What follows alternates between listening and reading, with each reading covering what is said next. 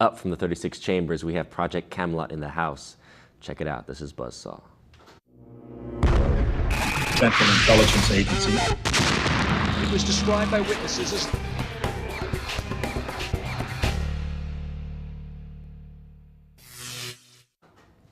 Kerry Cassidy made a name for herself starting the Project Camelot forum for interviews with whistleblowers, oddballs, and alike. I mean, it's an amazing library that they've developed over the last 8 years with over 400 hours of interviews. And you name it, any major whistleblower or alien conspiracy theorist, abductee has been interviewed on their show, and she's here today to talk about her own personal experiences with the extraterrestrial, the paranormal, what she thinks is coming. So, Kerry, thanks for joining us. Project Camelot is a household name for conspiracy theorists, I think, and you've done a tremendous job in 8 years of interviews, and you name it. You've brought people out of the woodwork that many people, for the first time stepping forth, has always been through Project Camelot. So, you've done a great job, and I wanted to, really begin by asking, what does it come from? What was your inspiration to do this show, to just take a camera and start interviewing your contacts and people on these very bizarre X-File subjects? Well, first of all, I consider it conspiracy fact, not theory. Conspiracy fact, or just people, you could say anecdotal. It's more anecdotes because a lot Well, of actually, times, it's witness testimony. Testimony, exactly. Yeah, and yes, it's all based on human testimony. In other words, live human testimony. I'm a guerrilla filmmaker, so I just basically put a camera in front of somebody's face and get their honest story as they see it, and I ask them the hard questions. I'm known as a somewhat relentless interviewer, and right now I'm in the other seat. Absolutely. But I got into this because, well, that's a long story. But basically, I had my own sort of ET, otherworldly experiences as a child. And then what happened was that I studied Eastern philosophy. I decided I wanted to reach enlightenment, and I connected all my chakras through multiple, samadhi experiences and kundalini, activating kundalini, and so on. And then I kind of continued on that path. Then I went to work in Hollywood for 20 years, and I got frustrated with the glass ceiling and decided to pick up a consumer-grade camcorder and go out and start interviewing the authors and the people that were on the circuit talking about UFOs and so on. I thought it would be a lark, and what happened was that as I started to do it, I found that I was good at it. And I would get a testimony, and I would get people to talk about themselves, and they would reveal things to me. So I then partnered with Bill Ryan. We ended up going to Tim Tadgell in England, and we were both inspired by the Camelot story, the vision of a utopian society where it was a horizontal without a hierarchy. And we wanted to get the truth out, so we decided to take my skills as a filmmaker, and I had worked in Hollywood. I'd written screenplays, I'd worked for top producers, and also shopped projects around Hollywood for a good long time. And so we took my skills on that level and his as a webmaster, and we kind of put our skills set together and created Project Camelot. And we haven't looked back.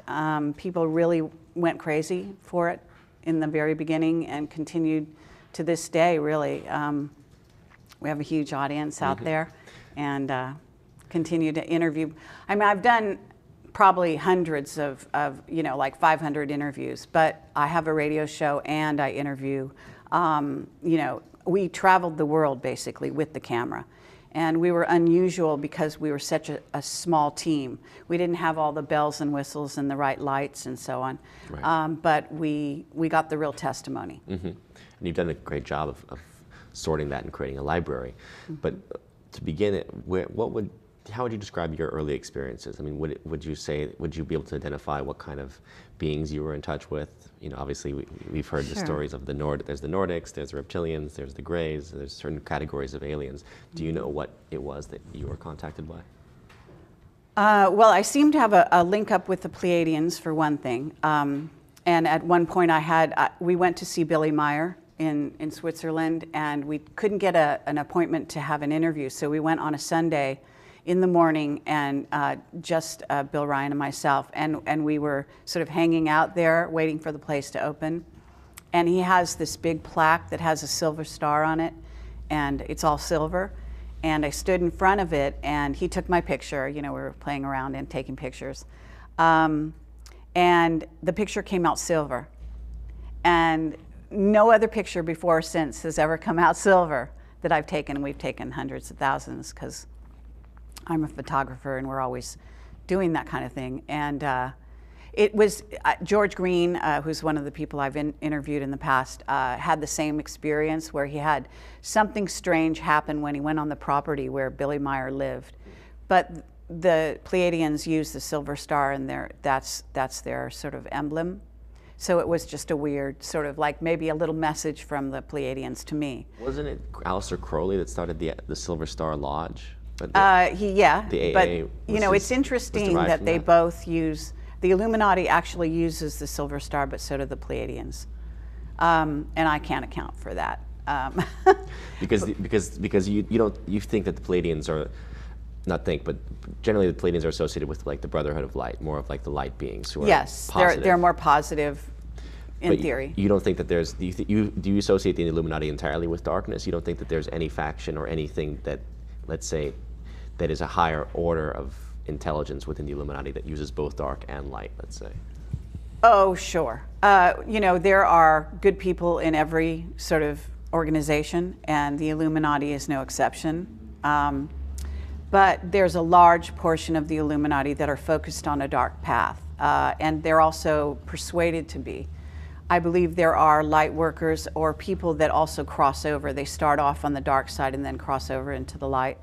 And so, you know, if you're an official member of the Illuminati, for the most part, you are probably walking a dark path until such time as you make a conscious decision to change. You know, and in essence, you might not be an Illuminati after that. You know, you're something else entirely. But a whistleblower, probably. Whistleblower, indeed. But, yeah, so. Do you, from the number of people you've interviewed, can you recall anyone that you really believe was in the Illuminati, the official organization as such? Sure. Like which people? Well, Leo Zagami, for one. Definitely a member of the Illuminati. And we interviewed him in Norway. He was a whistleblower from the Vatican, you know, from the P2 Lodge, which is, you know, familiar with that. Freemasonic. Yeah. Propaganda Due, right? Apparently P1 was formed by Mazzini, was it, or Garibaldi in the night, or when was P1? Wasn't that? I don't know. You know, I'm not that familiar with the dark lodges, but I can say that, you know, definitely Leo is from the P2 and still is. And he went back, and they are run by the Black Pope, what's known as the Black Pope. The Jesuit Pope. Yeah. But isn't Francis now both yeah, a Black and so Pope now we have black and white. and white, Yeah. which is interesting. Yeah, Quite interesting. Do you think he'll be the last Pope? Well, I think that's the prophecy, although there may be one more after him if he has a short reign. Well, that was supposed to be Ratzinger, right? His reign was cut short. Yeah. So apparently Francis would be the last in that prophecy. In theory. In theory. Yeah. But yeah. So as far as the Illuminati goes, because, you know, people always ask me, and frankly, I always say, look, I don't know exactly what it means. You know, I know it exists. I think that there's different meanings for it. Mm-hmm. You know, there's orders of the Illuminati, even within Masonry, there's, you know, Illuminati orders that I know of, right? Yeah.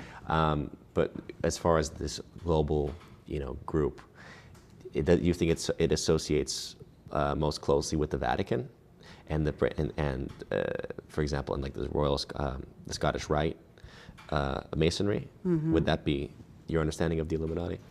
Well, Yes, I mean, they're all levels, right? And so it just depends where what you're gonna talk about.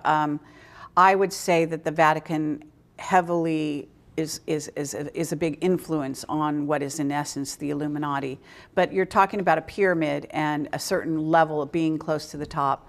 They may not even consider the Vatican, that may be a step down from a certain level of the Illuminati. Mm-hmm. I mean, the Illuminati, for all intents and purposes, are black magicians. And they are also individuals with an agenda mm-hmm. for planet Earth.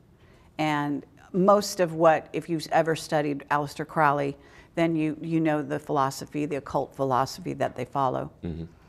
But in my view, being a magician is not necessarily a dark thing. There can be light magicians and dark magicians. Right. So it just depends which you choose, which path, again, you choose. Right. And I fully believe that actually Project Camelot has existed this long because the powers that be, we have friends in high places, so to speak. And so there will be members that are, in essence, Illuminati, hidden members of the Illuminati, ones that are keeping a low profile even among their membership, that will be supporting us. And I've gotten letters from various people who've contacted me that are, I would say, they're Masons, they're Freemasons, they're mm-hmm. Templars, and the Templars are not all negative either. Right. Exactly. I mean, I think that's a big misconception that, we try on shows like this, we try to have conversation because the point is, it's not that all Freemasons are bad. It's not like an evil boogeyman group. Mm. Because yes, I think that they associate with what people would call jinns, spirits, entities, alien, right? Yeah. But again, they're not all bad entities, right? We, just from a Christian, maybe from a hardcore Christian point of view, anything that's not an angel is a demon, right? And yet, as we know historically speaking, daemons are what inspired Socrates. I mean, it's like part of the personal genie or genius. So there are these spirits or entities that are neither angelic nor evil, demonic, that people interact with and associate with.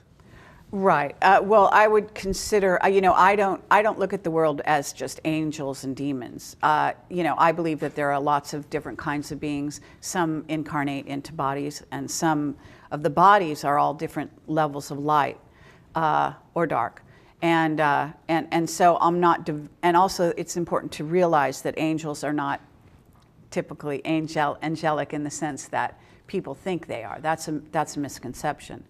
As far as I'm concerned, the so-called halo that you see around beings of light is really more about activated Kundalini energy. And it's a misunderstanding to think of that person as being, therefore, angelic. Mm-hmm. But that's more positive, right? If you have a halo, that means you're ascended to not a higher necessarily, level. Because you can, the dark side knows that they can activate the Kundalini and have a dark agenda. So that's where you get a dark magician. Interesting. So they still have they still have activated the Kundalini, oh, absolutely. But they would have a darker halo. Yes. Now they will have trouble with some of their chakras. The chakras will not all be, pure and clear. And they will have emphasized certain chakras over others, like the mental chakra as opposed to the heart chakra. Mm-hmm. Right, exactly. So we'll have an underdeveloped heart chakra. And the lion, that's what we need, the lion heart, the Christ consciousness is from the heart. So as far as the bloodlines are concerned, I mean, there is obviously this issue of the Illuminati bloodlines and an awareness of families who want to preserve a bloodline, or let's say they continue to intermarry.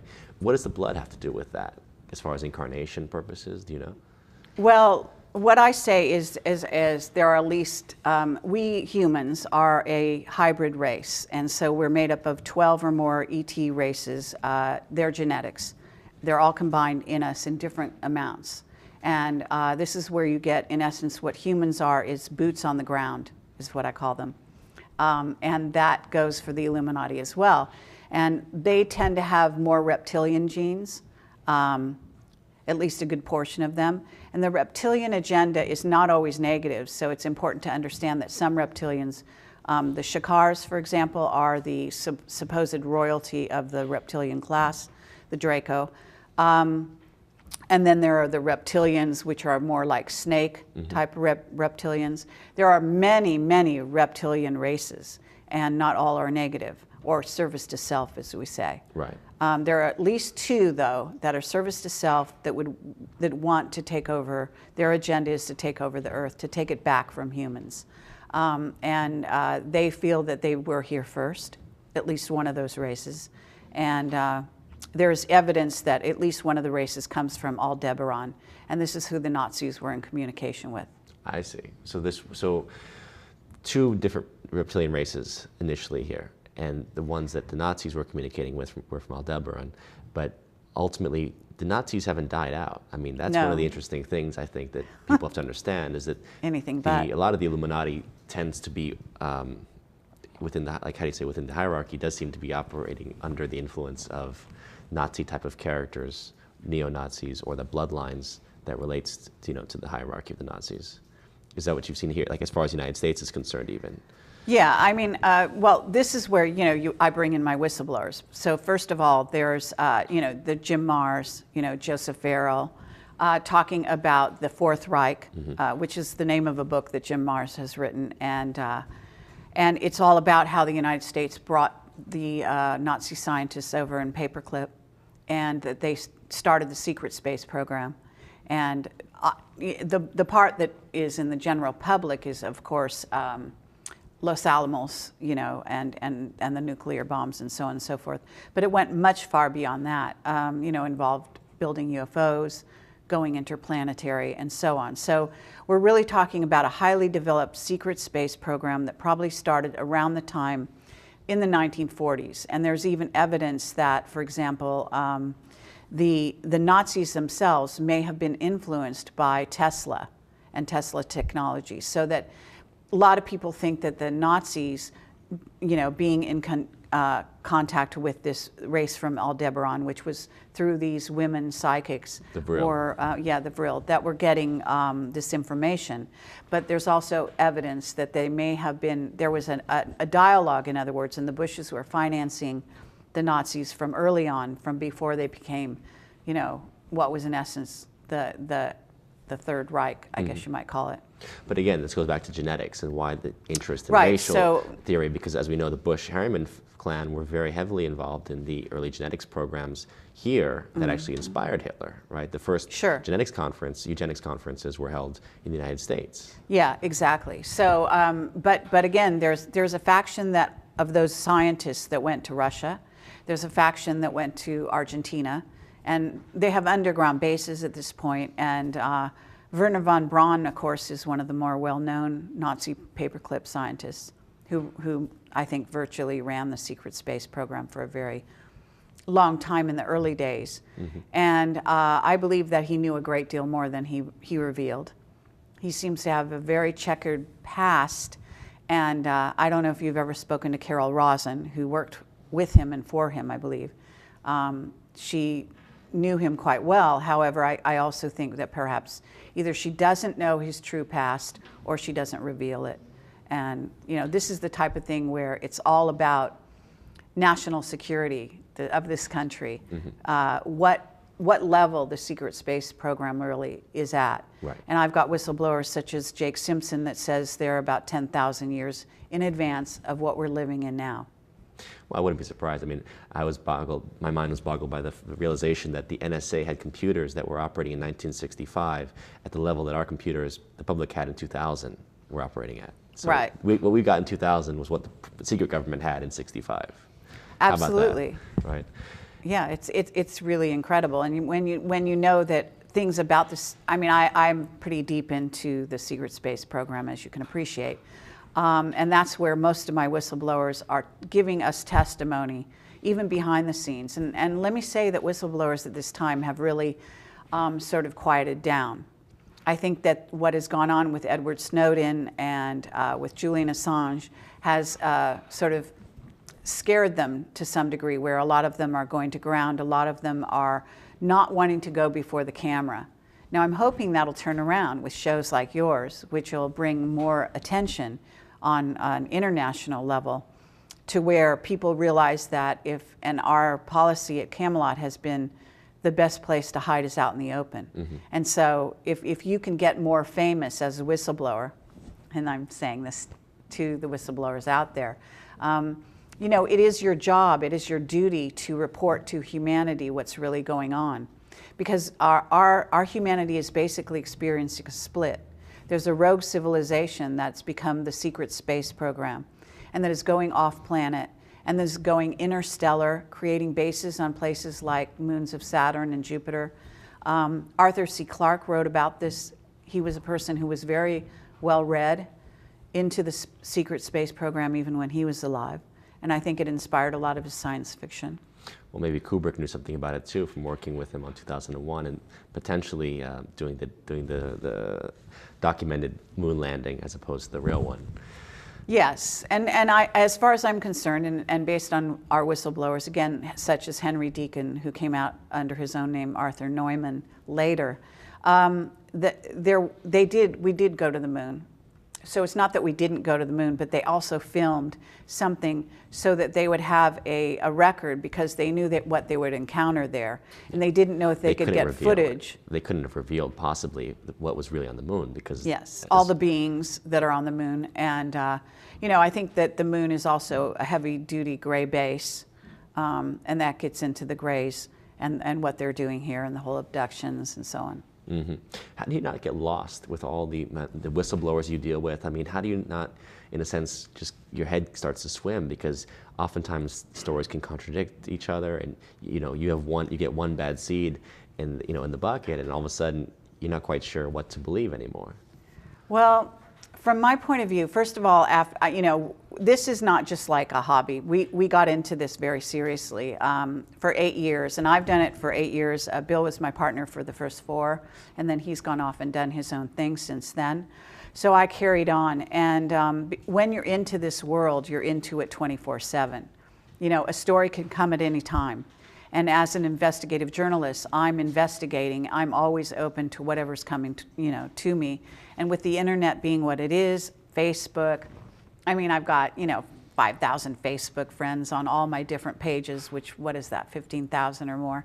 And then on top of it, I've got 100,000, close to 100,000 YouTube, people and subscribers, and we've got, millions of people that have seen our videos around the world and all of this. So I have people contacting me constantly. I get people that are absolutely out of their minds, and I get people that are in between, and then I get people that are really have something to say, and they know what they're talking about. Right. And being able to tell the difference is, no, it's not easy, but first of all, I'm an intuitive, so that helps me in my work and always has, and it's paid off very well, let me say. The other thing is that, I studied this sector before I got into it, so I really went in all directions. I studied Eastern philosophy, I studied the occult, Right. So I had a really good foundation. In knowledge, I mean, Yeah, and so exactly. you can't really pull the wool over my eyes so easily. Now, that's not to say that our whistleblowers do they always tell the truth? Because people always want to know that. And what I say is that sometimes they will give you disinfo just to save their own lives. Because you must understand that if somebody is whistleblowing, they know full well that they could be, shot in the head tomorrow. And the surveillance society that we live in is so intense and so complete and so pervasive, in fact, way beyond what Edward Snowden has released so far. Which Camelot had, we knew this, 1 year into Camelot. And this is now, 8 years later. I assure you that our whistleblowers had clued us into all of that, the surveillance that's going on, which involves quantum computers and scalar weaponry and you name it. So they did not lose plane 370, by the way. I mean, they know where it is. This is the kind of thing that goes on, but it has to do with a war, a secret war that's being fought between various factions of humans and ETs. And some of our military is aligned with different groups of ETs. Some of the Brits are involved with another group, the Russians with another group, the Chinese with another group. So it's a huge sort of massive game that's being played right now. Do you know roughly what the factions look like? Yeah, I do. I don't know exactly, I don't know all the ET groups because there are many of them visiting Earth right now. We know some of what you call the usual suspects, right? But recently I interviewed Captain Mark Richards, and I actually went to interview him in prison. He's in Vacaville. Mm-hmm. He's been there for over 30 years. He was framed for murder. He was a captain in the Navy, and his father was also, a military man. I think his father was, I can't remember whether it was the Air Force, the Army, but they invaded Dulce, the underground base Dulce, and rescued some humans that were being experimented on there. They were part of a raid. What I'm saying about Mark Richards is that he's a person who said that there are at least 2 races of reptilian species that are here that are hostile, that do want to take over the Earth. And the Greys, several of the races, I would say, a few of the races of Greys are fully reptilian, and they report to this group of reptilians. But that there is a group called the Raptors, which Mark Richards talks lots about and has had constant interaction with when he was in the secret space program. And it's really interesting because that group never hits the news. Nobody ever talks about raptors. Right. You know what I mean? Are we talking like dinosaurs? I mean, do they have any resemblance to the dinosaur raptors, or just more aggressive? I think they do, actually. Yeah.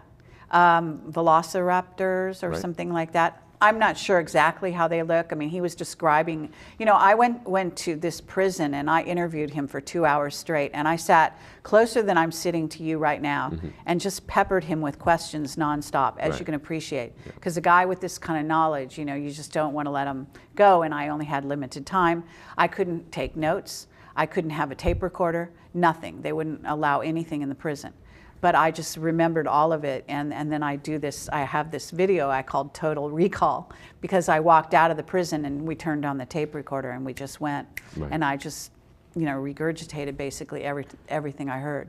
But so it was the ultimate, for people that have to understand, we are living amongst aliens at all times, basically. It's like Men in Black. They look human, but they're not. Right. That's the idea.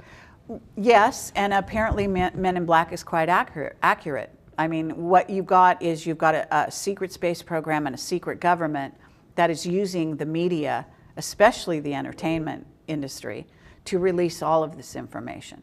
And the television shows you're watching right now they're releasing truth all the time, mm-hmm. but they put it in the guise of fiction. Right. And this is actually why I got into Hollywood. I wanted to make sci-fi blockbusters.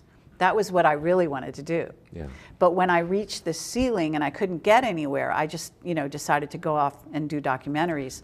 And so I'm actually on my way back to make feature films, based on all the incredible information that we've gotten, these incredible testimonies. But in Hollywood, did you ever come across the secret side of it, let's say, because obviously we know there's a history of relationship between Wall Street and Hollywood, between the military and Hollywood, and the Illuminati, you name it. I mean, obviously it's a beacon of media, so of course there's going to be an influence and power structure as far as what gets projected into the minds of people.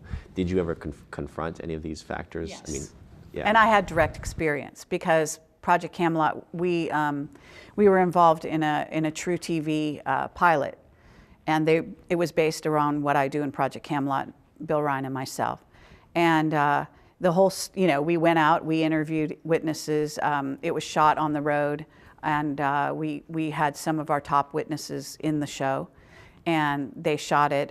It was supposed to be, I think it was an hour or 2 hour pilot, I think an hour. And it was actually very good. It's on YouTube, so you can watch it. It's also on our website. They didn't go to series, but what happened during the shooting of the pilot is one of our witnesses, who is also a CIA agent, asset, whatever you want to call him, Gordon Novell, who's since passed on. He's no longer here.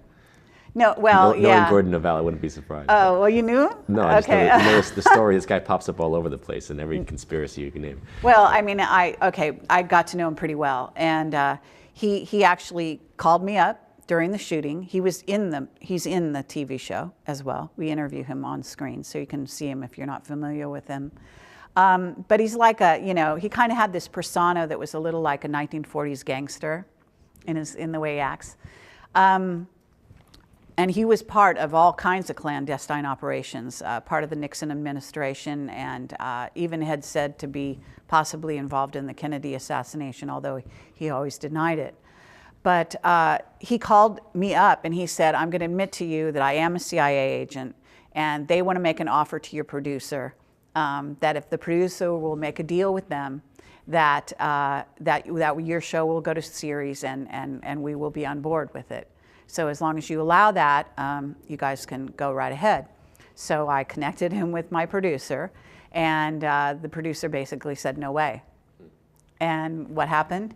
We shot the pilot, they put it in the can, they put it on the shelf for two years. True TV wouldn't even release it. When they did release it finally, they had no advertising whatsoever. They didn't notify us, they didn't notify the producer or the director. They just sort of slipped it out there. Right. But someone had seen their schedule, you know, because they put it out there a week ahead of time that week, and they notified us. So we did this like media blitz, letting people know that it was going to be screened, and you know, it did all right in the ratings as a result. But yeah, it was killed. Right. Well, it reminds me of the last season of Conspiracy Theory on True TV. There you go. And actually, wasn't it Fred Bell that died right after a series? He died about a day after meeting with Jesse and telling Jesse personally that he had encountered gray aliens at underground bases, off camera. But right. he had told them some things and basically said, my CIA handler wouldn't like if I told you this. There you but, go. You know, yes, I've definitely seen the grays. Not sure about the reptilians. He hadn't experienced any reptilians, but confirmed at least a couple of gray encounters. And again, you hear this from people who are inside, and there's no benefit to them to be admitting these things unless that's their real experience. No. Yeah. Right. But anything else as far as Hollywood was concerned that really struck you, or you want to review? Let's see. There was another encounter that I had, which was basically I was contacted by some very high level. I'm not going to use any names here because, you know, my sympathies are with these particular producers. They meant well, and they're very high level. And very well known. If I said one of their names, you know, everyone would know the name. And they were very interested in Camelot and what we did, and they came across one of our interviews with Dan Burish, and they wanted to make a movie of it. And we went down the road a certain distance, and then they got a phone call, and they were basically told to drop it. And you know, so one of the producers came and told me.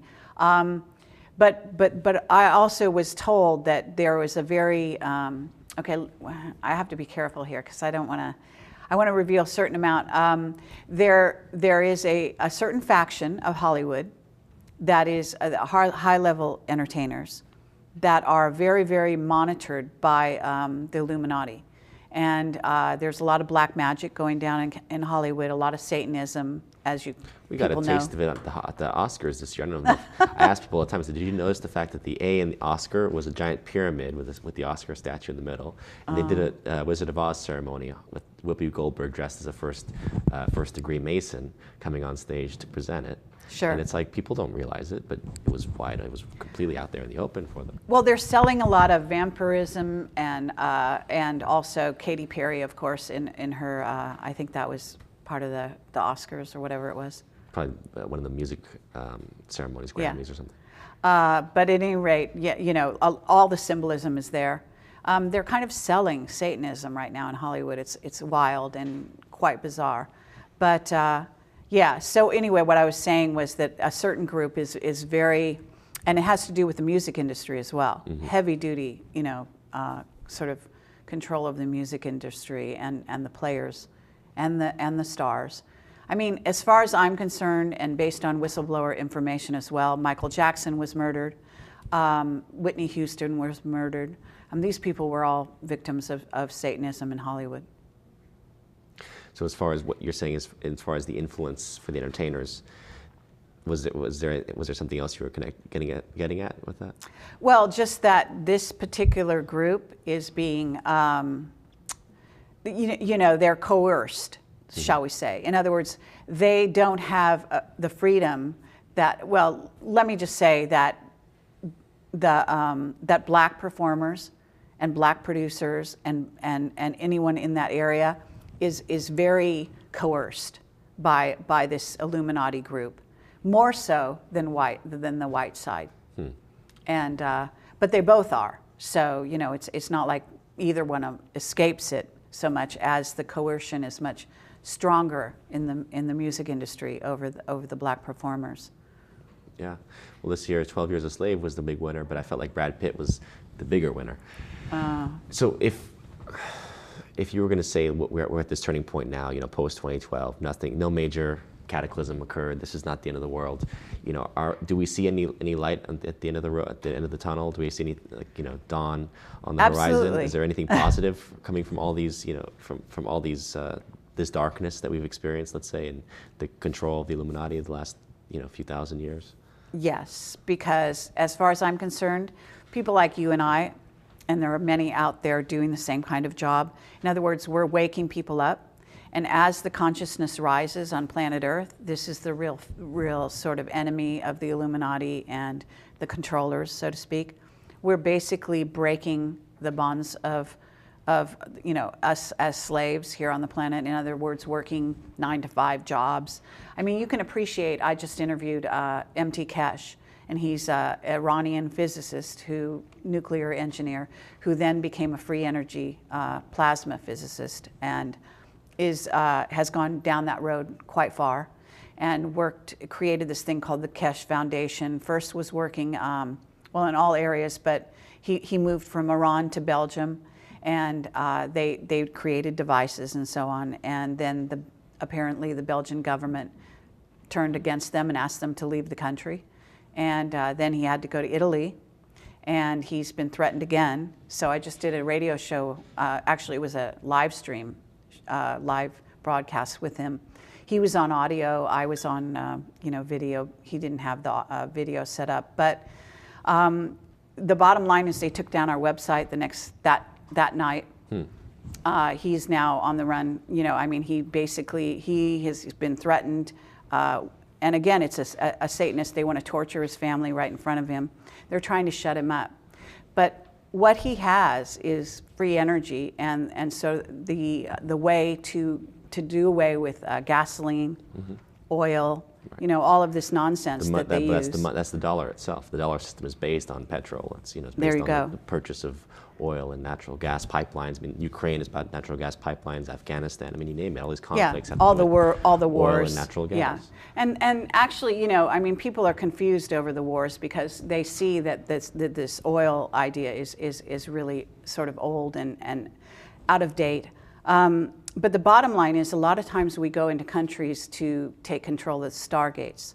It's much more about the stargates and the secret space affiliated types of things, ancient sites that have powerful energies. None of this is revealed to the general public, but it's really crucial information. And Iraq is one of those places. I mean, we took down Iraq because of the Stargate there, not because of the oil. But why aren't we still there then? What do We get are. from it? We're absolutely there, and we're there underground. And they have complete control of the Stargate in Iraq, and they'll never let it go. They want to go into Syria for a similar reason, from what I understand, and Iran as well. But Iran is not going to allow that to happen. And so I think they have a sort of important opponent to that sort of venture here on planet Earth. I mean, they are trying to control who comes in, what races visit, and who don't. You know, their Solar Warden is the name of an interstellar space fleet that we have that patrols the solar system. And this is all information from my whistleblowers. Right. So. But Solar Warden would be run by the reptilian, like the negative faction? Well, the secret space program, by and large, is run by the Illuminati and the negative reptilian faction, yes.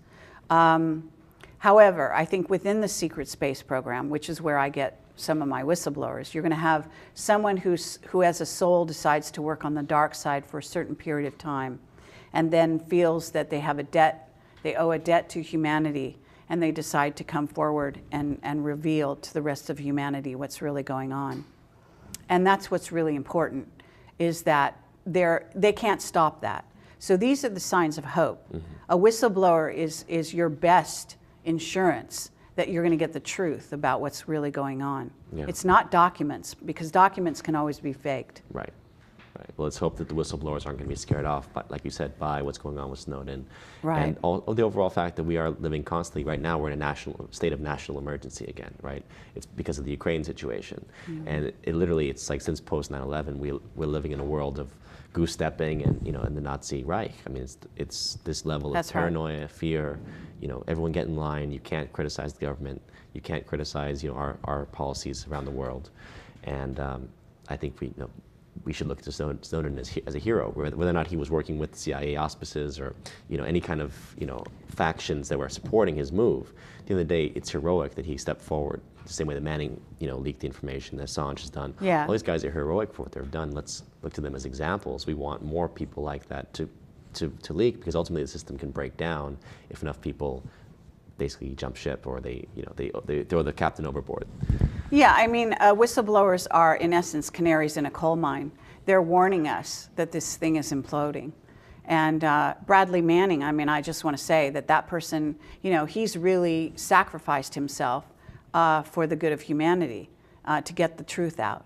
And he's been raked over the coals, thrown into the brig, and I guess we won't hear from him again, doesn't look like. But, I mean, one of my whistleblowers, Gary McKinnon, is another example of that.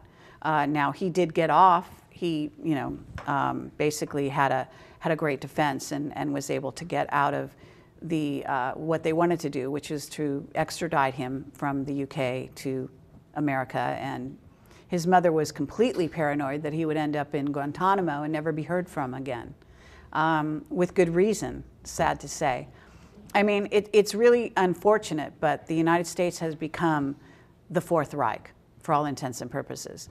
And a lot of people, I want to say, if anyone watches this internationally and what I'm saying actually gets out there, I want to say that, Americans are not as dumb as people think they are.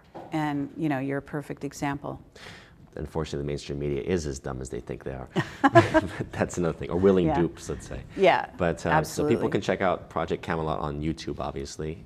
Yeah, and projectcamelot.org is our URL. And then your radio and on program. Facebook. And your radio program is on Friday nights, 7 to 9 p.m. Revolution Pacific Radio. time. Revolution Radio. Yeah. Right. Very cool. Well, thanks for coming on. Obviously, we could talk for hours, but I think we can let it to the audience to go and check out the archive and the library that you have available. Thank you. Because, it's a tremendous resource. So thank you for the work that you've done. You're welcome. And continue to do. Thank you. There you have it, folks. Another fascinating episode. I'm sure some of these ideas might seem like Star Trek, but I tend to believe that the reality that we see is nothing like the reality that truly exists. So this is Sean Stone reminding you that you are the revolution.